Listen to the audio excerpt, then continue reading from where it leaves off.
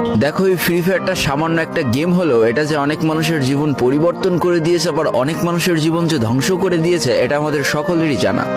তবে সামান্য এই গেমটা যে গোটা একটা পরিবারকে আবার নতুন করে জীবন দান করবে, এটা আসলে সকলের অজানা ছিল। হ্যাঁ বন্ধুরা, আজকের গল্পটি এমনই একটা পরিবারকে নিয়ে যারা এই ফ্রি ফায়ার গেমটাকে একেবারেই সহ্য করতে পারতো না, বরং তাদের সন্তান যখন এই গেমটা খেলতো তারা আরো উল্টো বকাবকি করতো।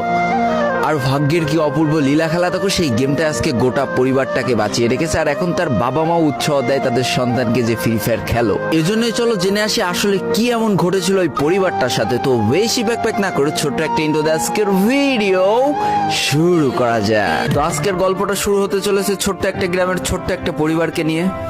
বাবা মা এবং তাদের দুই সন্তান অর্থাৎ দুই ভাই, ছোট্ট একটা পরিবার, খুব সুন্দরভাবে তাদের জীবনযাত্রা চলে যাচ্ছিল। বড় ভাই একটা কোম্পানিতে লেবারের চাকরি করে, বাবা কৃষি কাজ করে, আর তাদের ছোট সন্তান অর্থাৎ ছোট ছেলে কিন্তু ক্লাস 8-এ পড়াশোনা করে। দারিদ্রতার বেড়াজালে আটকে পড়া পরিবারকে সাপোর্ট দেওয়ার জন্য তাদের বড় ভাইকে খুব অল্প বয়সে কাজে চলে যেতে হয়েছে। এই জন্য বড় ভাইয়ের পড়াশোনাটা ঠিকমতো হয়ে ওঠেনি। তবে বাবা মার একটাই স্বপ্ন ছিল যে তাদের ছোট সন্তান অর্থাৎ ছোট ছেলে যাতে উচ্চশিক্ষায় শিক্ষিত হয়। এই জন্য বাবা কৃষিকাজ করলেও সারাদিন মাঠে তুমুল কষ্ট করে এসে বাসায় যখন এসে দেখতো তাদের ছোট সন্তান পড়াশোনা করতেছে, সমস্ত কষ্ট এক চান্সে দূর হয়ে যেত।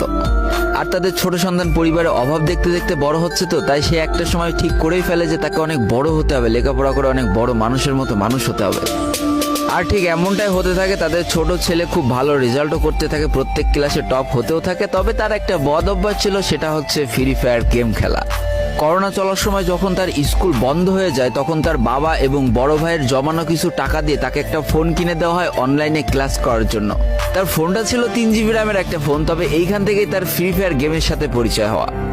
সারাদিন পড়াশোনার ফাঁকে সময় পেলেই সে ফ্রি ফায়ার গেম নিয়ে বসে পড়তো। আগে যেমন বাইরে খেলাধুলা করতো, এখন সে আর বাইরে খেলাধুলা করে না, ঘরে বসে সারাদিন ফোন টিপে আর ফোনে গেম খেলে। এদিকে তার বাবা মা যখন ফ্রি ফায়ার গেম খেলা দেখতো তখন প্রচন্ড পরিমাণ রেগে যেত, এমনকি মারধর পর্যন্ত করতো যে তুই এই গেম খেলা বাদ দিয়ে দে। তবে তাদের ছোট ছেলে যতই বাবা মার বাধ্য সন্তান হোক না কেন, ফ্রি ফায়ার গেমটা ছাড়তে সে একেবারেই নারাজ। প্রথম দিকে পড়াশোনার ফাঁকে ফাঁকে গেম খেললো, যখন তার বাবা মা তাকে বকা শুরু করে তখন সে রাতের অন্ধকারে গেম খেলা শুরু করে।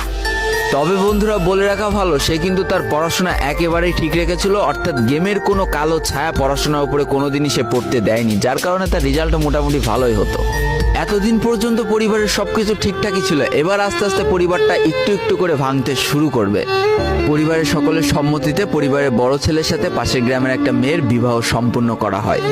আর যেন বিবাহের কয়েক মাস যেতে না যেতে বড় ভাইয়ের পরিবর্তন লক্ষ্য করতে শুরু করা যায়। এতদিন ছোট ভাইয়ের পড়াশোনা খরচ বড় ভাই আর বাবা মিলে চালিয়ে আসলেও এখন আর বড় ভাই